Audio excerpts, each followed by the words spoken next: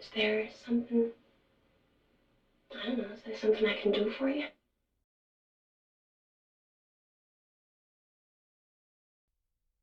Paris, Texas is a 1984 drama romance film directed by Wim Wenders.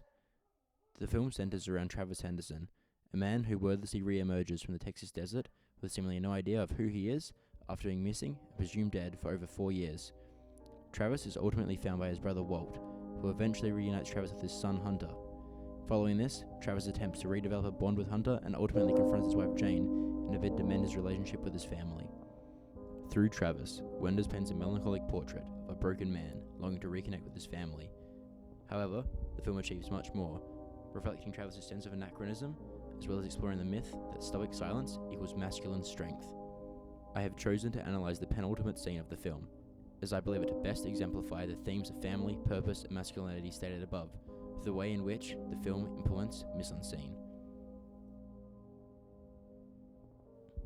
The role of the director is not only to choose what is included in the shot, but how the elements are arranged in the composition of a scene. However, it is not only the way in which the elements are arranged within the scene that makes it profound, but the way in which the character interacts with these elements that makes the scene truly impactful. Within the penultimate scene, Travis discovers that in the 4 years that he has been missing, his wife Jane has been working at a Texas gentleman's club. After failing to reconnect with Jane a day earlier, Travis returns and speaks to his wife through a one-sided mirror. Travis recounts a story of a once great love which turned sour as the relationship became abusive. Jane, though initially unaware of who is on the other side of the mirror, slowly pieces together that Travis is describing their past relationship. The scene builds slowly to a cathartic moment of self-realization and forgiveness, as Jane once again lays eyes on Travis before he ultimately leaves her once again. By arranging these characters behind a one-sided mirror, Wenders achieved multiple goals. Explicitly, the use of the mirror allows for both characters to be present, while ensuring Jane is unaware as to the fact that Travis is on the other side, while also implicitly signifying the immovable barrier between the two characters. Thematically, the mirror represents the disconnect between these two characters. The disconnect, however, is self-inflicted. Travis has chosen this setting in order to gain closure on their relationship, without having to physically confront Jane.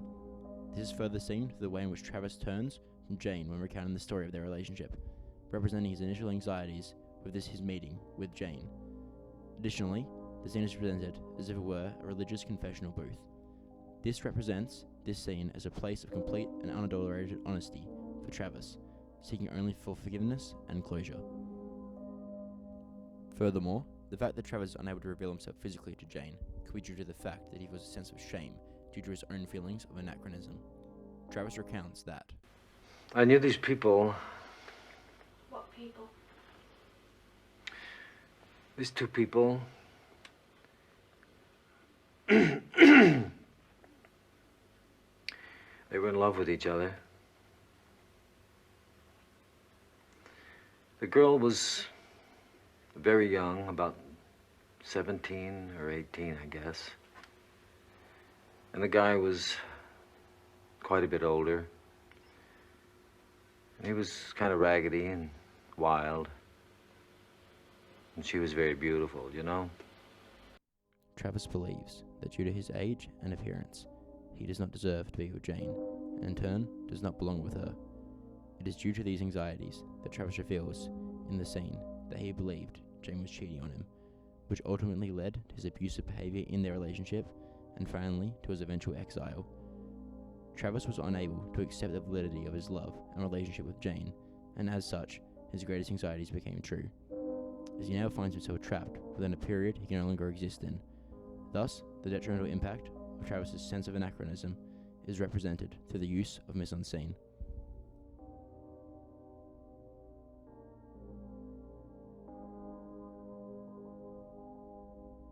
Still separated by the immovable mirror. Though Travis has spent 4 years wordlessly walking through the desert, it is finally through opening himself up to Jane, which once again brings him closer to her, and thus closer to closure. Their connection is emphasized by the way in which each other's faces are imposed on one another through the mirror, allowing their identities to blend. The composition of these elements within the scene explores the myth that stoic silence equals masculine strength, as it is through the true strength of being able to be emotionally vulnerable and reconnect with Jane that Travis is able to reach this point of self-realization and improve himself. An additional point of interest within Wender's use of mise-en-scene can be seen through the decision to place Jane in the fictional environment of the family home. The rooms within the gentleman's club are implemented to allow the men who visit to live out their fantasies. As such, Travis visits Jane in a family home in a bid to live out the fantasy of once again living with her. Furthermore, the close-ups of Jane in this scene are the only times in which both characters are not present within the frame. This is used not only to add emphasis to Jane's emotions as she discovers who is behind the mirror, but to place the viewer in the perspective of Travis, indulging the fantasy of being at home again with Jane alongside him. Finally, when Jane looks back at Travis, we see the bare, exposed insulation on the other side of the wall. This speaks to the emotional state present, as Travis is now able to be truly open with Jane, with her seeing him for what he is, completely exposed. Paris, Texas's penultimate scene uses mise-en-scene in a way I've seen no other film achieve.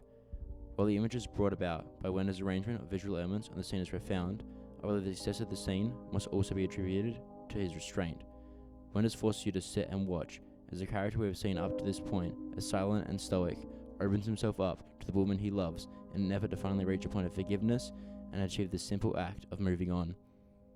Wenders holds onto the emotion and reactions of each character in almost every shot, and moves the characters around their meticulously laid out setting and blocking to reach a cathartic climax which is equal parts agonizing and heartbreaking. This scene could only exist in film, and the scene is only as impactful as it is due to the implementation of mise-en-scene.